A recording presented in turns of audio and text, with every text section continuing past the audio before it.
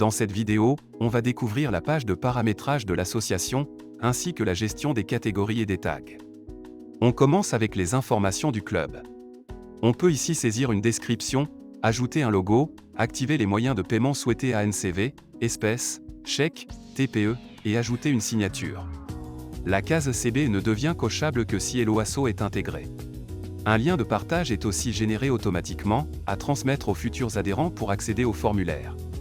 Sur la droite, on retrouve les infos de contact, nom du correspondant, email, téléphone, adresse, code postal et ville. Ces données peuvent apparaître dans certaines parties de l'application. Un peu plus bas, on configure l'intégration Helloasso. Cette étape permet d'activer le paiement en ligne directement dans l'application. Pour cela, il faut saisir 3 informations, le slug de l'organisation, le client ID et le client secret.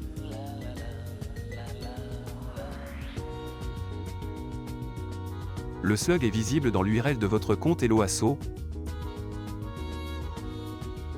et les identifiants API sont disponibles dans Mon compte puis Intégration et API, via le bouton Générer ma clé API.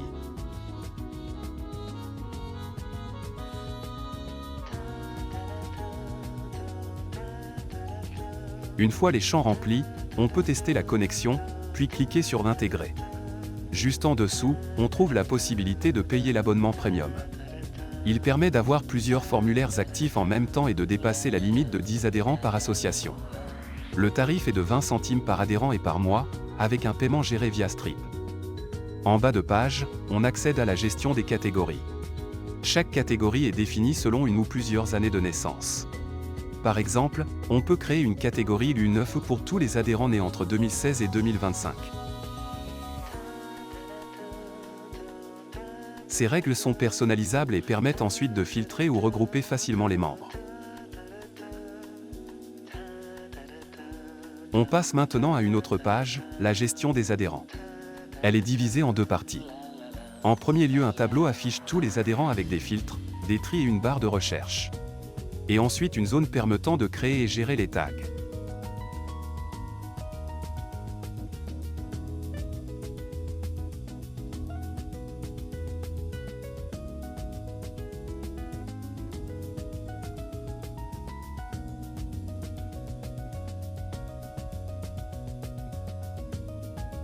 Une fois les tags créés, on peut sélectionner des adhérents dans le tableau et utiliser le bouton Action pour leur attribuer ou retirer un tag.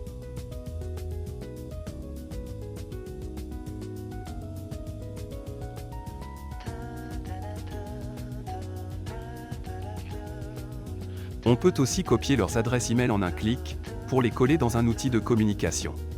L'objectif des tags, combinés aux catégories, c'est de pouvoir filtrer précisément les profils. Par exemple, je peux récupérer les emails des adhérents de la catégorie U15 ayant le tag gardien. Tout est pensé pour simplifier la gestion au quotidien, même avec plusieurs centaines d'adhérents. Maintenant que tout est prêt côté paramétrage et organisation, on va pouvoir s'intéresser à la création et au suivi des événements dans la prochaine vidéo.